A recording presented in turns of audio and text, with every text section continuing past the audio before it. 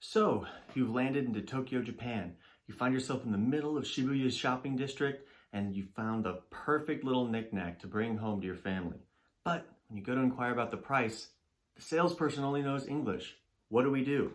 I'm making this video today to help you with sales prices and also floor levels when communicating with a Japanese salesperson. So let's get right into it. The Japanese currency that we're probably all familiar with is yen. Now, yen is usually written as the way we all know it, but it also has a kanji symbol, and when stringed together with numbers is pronounced en. Now, when counting in yen, it's going to be the same as the counters that we use with mai, which is pretty easy and we've learned previously. So when we count it out, it's going to be 1 yen, 2 yen, 3 yen, 4 yen, there's our exception, 5 yen, 6 yen, 7 yen, 8 yen, 9 yen, 10 yen.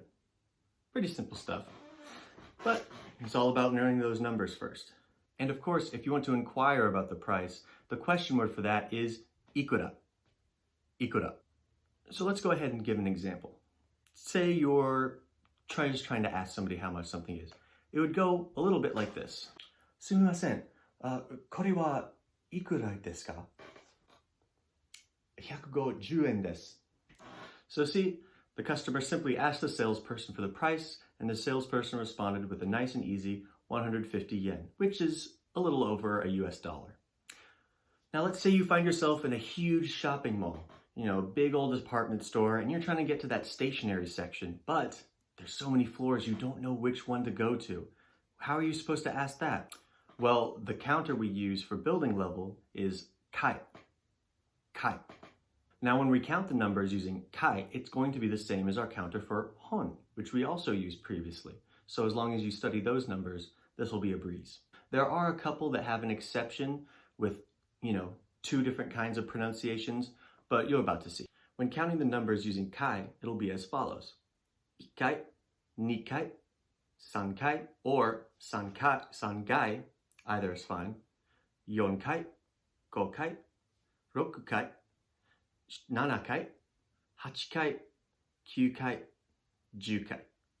Pretty easy stuff as long as you studied those numbers. Now, same with the number 3, the question word for floor level can also be gai instead of kai.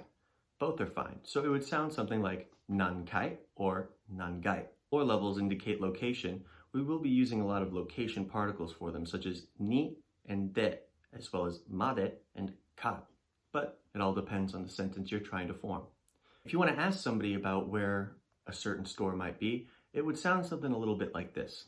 Sumimasen, bunbo kuriba wa nani gai ni arimasu ka?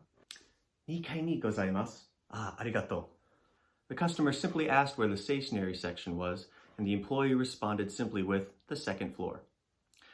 Now, of course, if what you need might be on a basement level, then we use that with chika.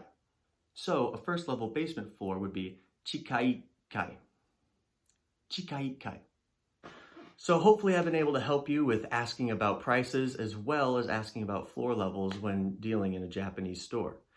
Now there's a lot more to know in terms of sentence structure, so this is really bare bones stuff, but as long as you practice those numbers and counting, it'll be a shoo-in. Sayonara.